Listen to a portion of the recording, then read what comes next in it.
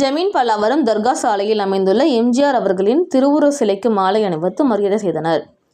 செங்கல்பட்டு மாவட்டம் தாம்பரம் மாநகராட்சி ஜமீன் பல்லாவரம் தர்கா சாலையில் அமைந்துள்ள எம்ஜிஆர் அவர்களின் 108வது பிறந்தநாளையொட்டி கழக பொதுச் செயலாளர், முன்னாள் முதலமைச்சர், சட்டமன்ற எதிர்க்கட்சித் தலைவர் எடப்பாடியார் அவர்களின் ஆணைக்கிணங்க செங்கல்பட்டு மேற்கு மாவட்ட கழக செயலாளர் சிட்லப்பக்கம் ச. ராஜேந்திரன் அவர்களின் வழிகாட்டுதலின்படி செங்கல்பட்டு மேற்கு மாவட்ட எம்ஜிஆர் மன்ற செயலாளர் பல்லாவரம் ப. ராஜப்பா அவர்களின் தலைமையில் 15வது வார்டு வட்டக்கழக செயலாளர் நீலமேகம் ராஜப்பா அவர்களின் ஏற்பாட்டில் எம்ஜிஆர் திருவுருவ சிலைக்கு மாலை அணிவித்து மரியாதை செலுத்திய பின்னர் 200 நபர்களுக்கு காலை உணவு வழங்கினார்கள்.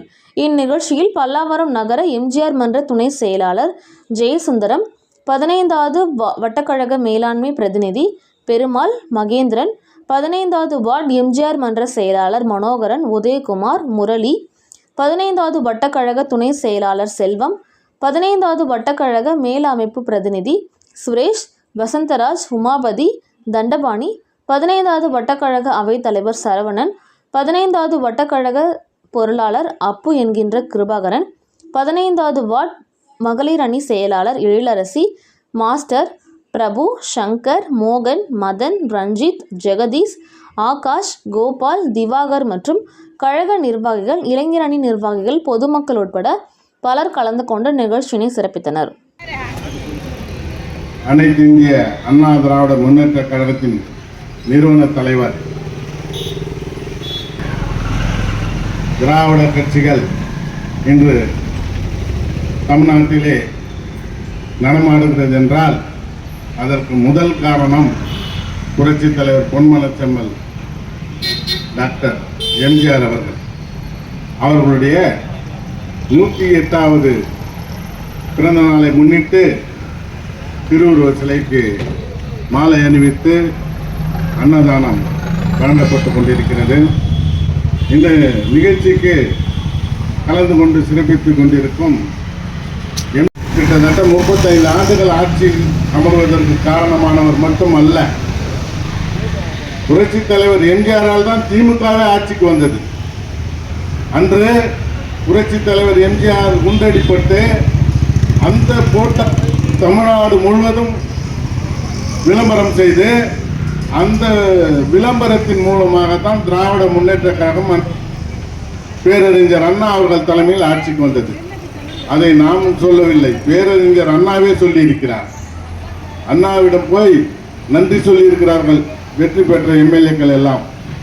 நீங்கள் எல்லாம் என்னட்ட சொல்லாதீங்க, நீங்க போய் ராமச்சந்திரன் அவராண்ட போய் சொல்லுங்க, எம்ஜி ராமச்சந்திரனாண்ட, நாமெல்லாம் வெற்றி பெற்றதுக்கு காரணம் அவர்தான் அப்படின்னு.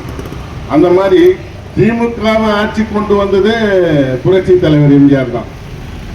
இன்று அவர் துவக்கிய கட்சி இன்றைக்கு நல்ல கடல் போல் படர்ந்து மிகப்பெரிய ஒரு ஆலமரம் போல் சேர்ந்து வளர்ந்து மீண்டும் 2026 நம்முடைய புரட்சி தலைவர் எம்ஜிஆருடைய ஆட்சியும் புரட்சி தலைவி அம்மாவுடைய ஆட்சியும் சேர்த்து புரட்சி தமிழர் எடப்பாடியார் அவர்கள் வருகின்ற 2026 நிச்சயமாக முதலமைச்சர் பதவி ஏற்பார்.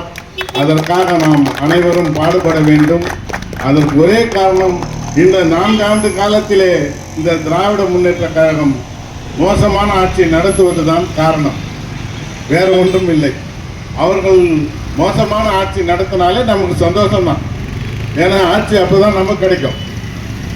மக்கள் பார்த்தீங்களா, ஒரு தொகுப்பு, பொங்கல் தொகுப்பு இது கூட ஒரு சாதாரணமாக ஒரு 3 ஐட்டம் கொடுத்துட்டு நிறுத்திட்டாங்க. 120 ரூபாய் கணக்கு வருது, 120 ரூபா 140 ரூபா கணக்கு வருது. இதுக்கு டோக்கன் வேற லைனாக எடுத்துன்னு போய் கொடுக்குறாங்க.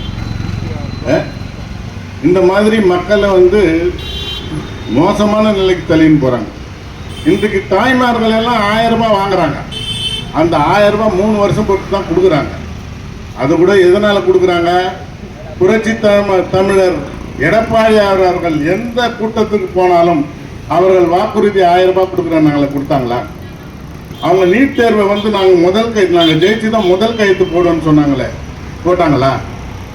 இந்த மாதிரி எடப்பாடியார் அவர்கள் அங்கங்கே இந்த கேள்வியை எழுப்பியதால் இந்த 1000 ரூபாய் இந்த மகளிருக்கு சேர்ந்ததை தவிர அவர்கள் மனம் கொடுக்கவில்லை.